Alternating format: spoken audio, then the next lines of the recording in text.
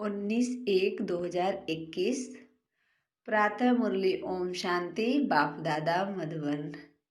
मीठे बच्चे, अपने स्वीट बाप को याद करो तो तुम सतो प्रधान देवता बन जाएंगे। सारा मदार याद की यात्रा पर है। प्रश्न, जैसे बाप की कशिश बच्चों को होती है वैसे किन बच्चों की कशिश सबको होगी? उत्तर, जो फूल बने हैं, जैसे छोटे बच्चे फूल होते हैं, उन्हें विकारों का पता भी नहीं तो वह सबको कशिश करते हैं ना। ऐसे तुम बच्चे भी जब फूल अर्थात पवित्र बन जाएंगे तो सबको कशिश होगी। तुम्हारे में विकारों का कोई भी कांटा नहीं होना चाहिए। ओम शांति। रूहानी बच्चे जानते हैं कि ये पुरुषोत्तम संगम युग है। अपना भविष्य का पुरुषोत्तम मुख देखते हो, पुरुषोत्तम चोला देखते हो, फील करते हो कि हम फिर नई दुनिया सतयुग में इनकी लक्ष्मी नारायण की वंशावली में जाएंगे अर्थात सुखधाम में जाएंगे अथवा पुरुषोत्तम बनेंगे। बैठे बैठे यह विचार आते हैं। स्टूडेंट जो पढ़ते हैं तो जो दर्जा पढ़ते हैं वह जरूर बुद्धि भी होगा ना। मैं बैरिस्टर या फलाना बनूंगा। वैसे तुम भी जहाँ यह बैठते हो तो यह जानते हो हम विष्णु डिनास्ट्री में जाएंगे। विष्णु के दो रूप हैं, लक्ष्मी नारायण, देवी देवता। तुम्हारी बुद्धि अभी अलौकिक है और कोई मनुष्य की बुद्धि में यह बातें रमण नहीं करती होगी। तुम बच्चों की बुद्धि में यह सब बातें हैं। यह कोई कॉमन सत्संग नहीं है। यहाँ बैठे हो, समझते हो सत बाबा जिसको शिव कहा जाता है उनके संग में बैठे हैं।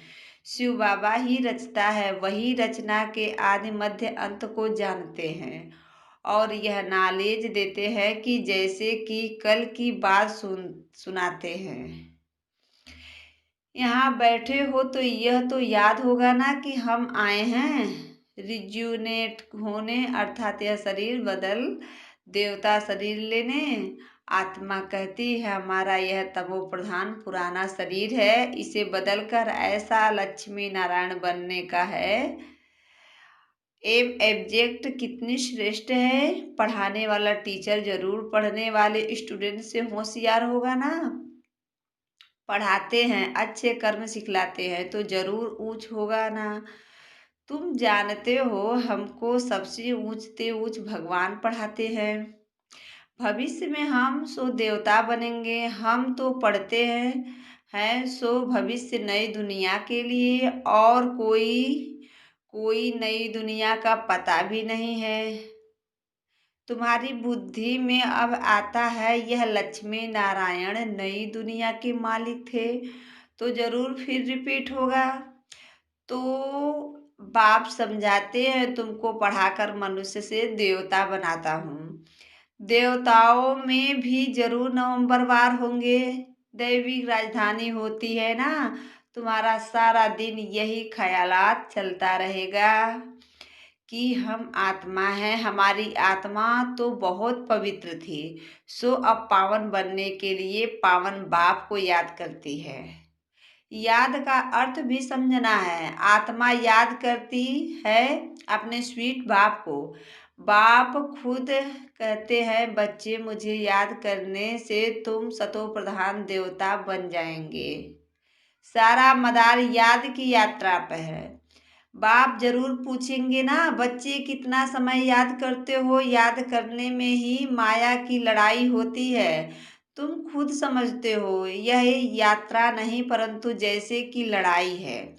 इसमें विघ्न बहुत पड़ते हैं। याद की यात्रा में रहने में ही माया विघ्न डालती है अर्थात याद भुला देती है। कहते भी हैं बाबा हमको आपकी याद में रहने में माया के तूफान बहुत लगते हैं। नवंबर 1 तूफान है देह अभिमान का, फिर है काम क्रोध लोभ मोह।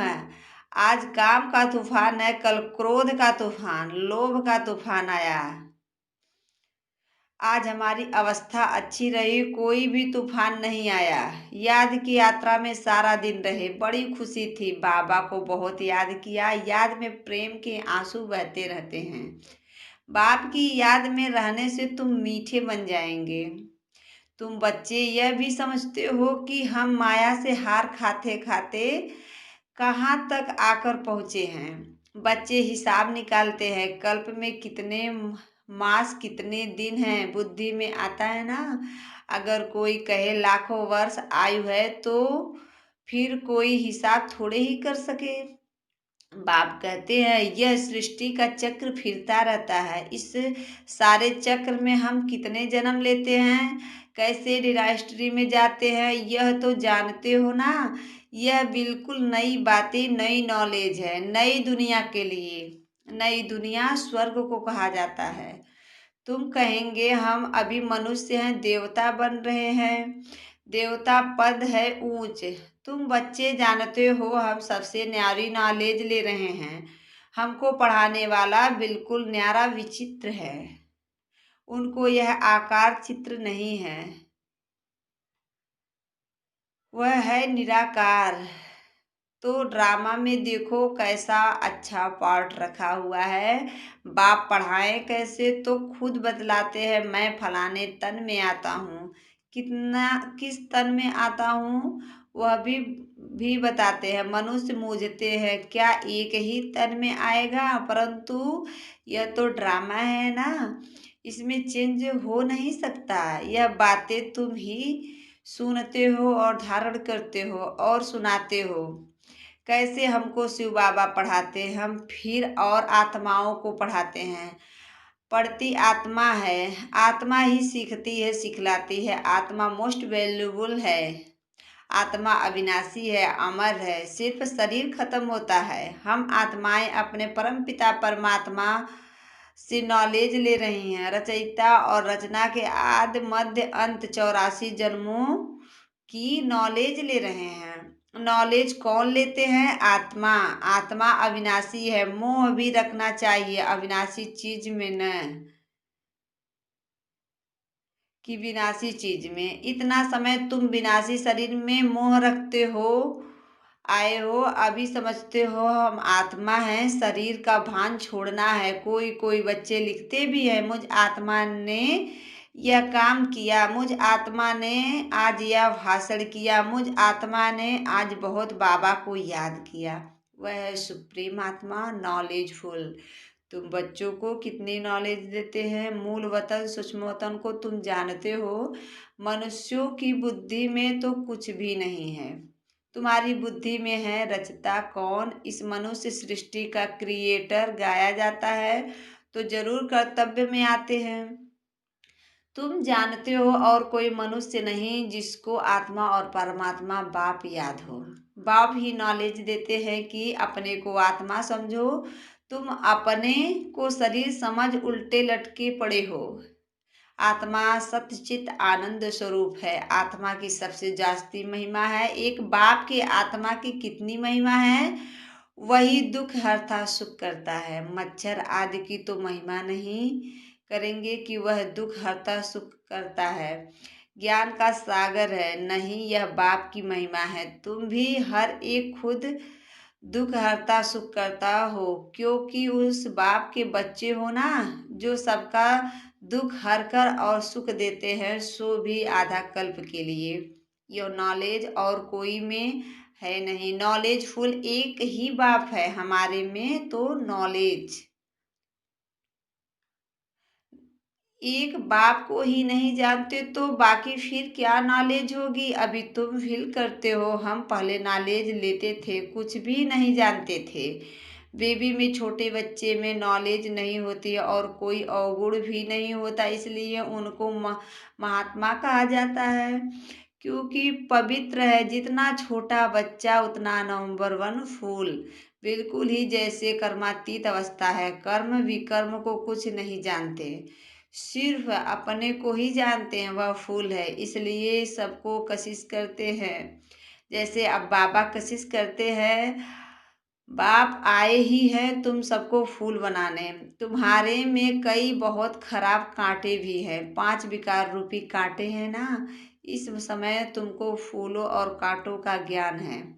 कांटों का जंगल भी होता है, बबूल का कांटा सबसे बड़ा होता है। उन कांटों से भी बहुत चीजें बनती हैं, भेंट की जाती है मनुष्यों की। बाप समझाते हैं, इस समय बहुत दुख देने वाले मनुष्य काटे हैं, इसलिए इनको दुखी की दुनिया कहा जाता है। कहते भी हैं बाप सुखदाता है, माया रावण दुखदाता है। फिर सतयुग में माया नहीं होगी तो यह कुछ भी बातें नहीं होगी। ड्रामा में भी एक पार्ट दो बारी नहीं हो सकता। बुद्धि में है सारी दुनिया में जो पार्ट बजाता है वह सब न्यारा नया।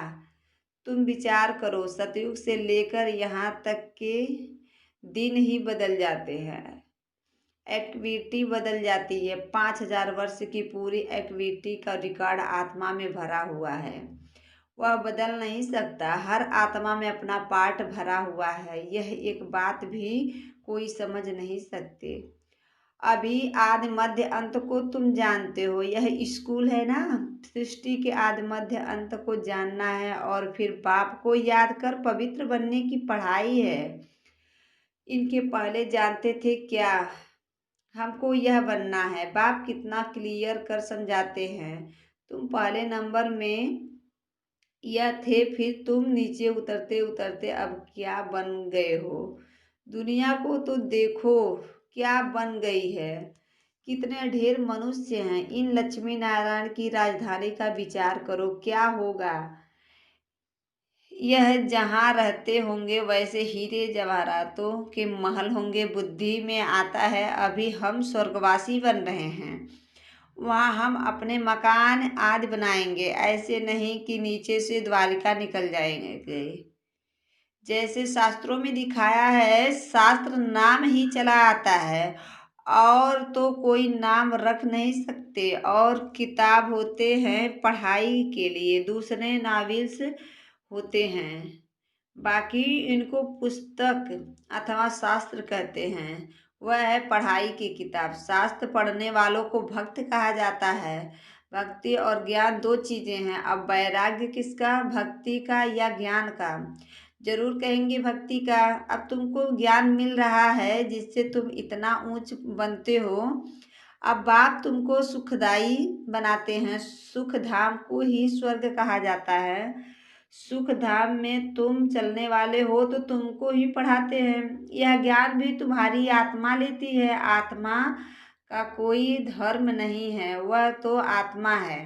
फिर आत्मा जब शरीर में आती है तो शरीर के धर्म अलग होते हैं। आत्मा का धर्म क्या है, एक तो आत्मा बिंदु मिसल है और शांत स्वरूप है। शांति धाम मुक्ति धाम में सब रहती हैं। अब बाप समझाते हैं सब बच्चों का हक है। बहुत बच्चे हैं जो और धर्मों में कन्वर्ट हो गए हैं, वह फिर निकल कर अपने असली धर्म में आ जाएंगे। जो देवी देवता धर्म छोड़ दूसरे धर्म में गए हैं वह सब पत्ते लौट कर आ जाएंगे अपनी जगह पर। इन सब बातों को और कोई समझ नहीं सकेंगे। पहले पहले तो बाप का ही परिचय देना है, इसमें ही सब मूझ पड़े हैं। तुम बच्चे जानते हो अभी हमको कौन पढ़ाते हैं, बाप पढ़ाते हैं। कृष्ण तो देहधारी है, इनको ब्रह्मा को दादा कहेंगे। सब भाई भाई है ना। फिर है मर्तबे के ऊपर, यह भाई का शरीर है, यह बहन का शरीर है। यह भी अब तुम जानते हो। आत्मा तो एक छोटा सा सितारा है। इतनी सब नॉलेज छोटे सितारे में है। सितारा शरीर के सिवाय बात भी नहीं कर सकता। सितारे को पाठ बजाने के लिए अंग भी चाहिए। सितारों की दुनिया ही अलग है। फिर यहाँ आकर आत्मा शरीर धारण करती है, वह है आत्माओं का घर। आत्मा छोटी बिंदी है, शरीर बड़ी चीज है, तो उनको कितना याद करते हैं। अभी तुमको याद करना है एक परम पिता परमात्मा को। यही सत्य है। जबकि आत्माओं और परमात्मा का मेला होता है, गायन भी है। आत्माएं परमात्मा अलग रहे बहुकाल, हम बाबा से अलग हुए हैं ना, याद आता है कितना समय अलग हुए हैं। बाप जो कल्प कल्प सुनाते आए हैं वही आकर सुनाते हैं। इसमें जरा भी फर्क नहीं हो सकता। सेकेंड बाई सेकेंड जो एक्ट चलती है वह नई। एक सेकेंड पास होता है, मिनट पास होता है, उनको जैसे छोड़ते जाते हैं पास होता जाता है, ताकि कहेंगे इतने वर्ष इतने दिन मिनट इतने सेकेंड पास कर आए हैं। पूरा 5000 वर्ष होगा, फिर 1 नवंबर से शुरू होगा, नंबर से शुरू होगा। एक्यूरेट हिसाब है ना, मिनट सेकेंड सब नोट करते हैं। अभी तुमसे कोई पूछे इसने कब जन्म लिया था, तुम गिनती कर बताते हो। कृष्ण ने पहले नंबर में जन्म लिया है। शिव का तुम मिनट सेकेंड कुछ भी नहीं निकाल सकते हो। कृष्ण की तिथि तारीख पूरा लिखा हुआ है। मनुष्यों की घड़ी में फर्क पड़ सकता है मिनट सेकेंड का, शिव बाबा के अवतरण में तो बिल्कुल फर्क नहीं पड़ सकता। पता भी नहीं पड़ता कि कब आया, ऐसे भी नहीं साक्षात्कार हुआ तब आया, नहीं अंदाज से कह देते हैं, बाकी ऐसे नहीं। उस समय प्रवेश हुआ, साक्षात्कार हुआ कि हम फलाना बनेंगे। अच्छा, मीठे मीठे सिखी लदे बच्चों प्रति माता पिता बाप दादा का याद प्यार और गुड मॉर्निंग। रूहानी बाप की रूहानी बच्चों को नमस्ते नमस्ते नमस्ते। धारणा के लिए मुख्य सार है। पहला, सुख धाम में चलने के लिए सुखदाई बनना है, सबके दुख हर कर सुख देना है, कभी भी दुखदाई कांटा नहीं बनना है। दूसरा, इस विनाशी शरीर में आत्मा ही मोस्ट वैल्यूबल है, वही अमर अविनाशी है, इसलिए अविनाशी चीज से प्यार रखना है, देह का भान मिटा देना है। वरदान, एक बल एक भरोसे के आधार पर मंजिल को समीप अनुभव करने वाले हिम्मतवान भव। ऊंची मंजिल पर पहुंचने से पहले आधी तूफान लगते ही है। स्टीमर को पार जाने के लिए बीच भंवर से क्रॉस करना ही पड़ता है, इसलिए जल्दी में घबराओ मत, थको व रुको मत, साथी को साथ रखो तो हर मुश्किल सहज हो जाएगी। हिम्मतवान बन, बाप की मदद के पात्र बनो, एक बल एक भरोसा, इस पाठ को सदा पक्का रखो तो बीच भंवर से सहज निकल जाएंगे और मंजिल समीप अनुभव होगी। स्लोगन, विश्व कल्याणकारी वह है जो प्रकृति सहित हर आत्मा के प्रति शुभ भावना रखते हैं। ओम शांति, ओम शांति, ओम शांति।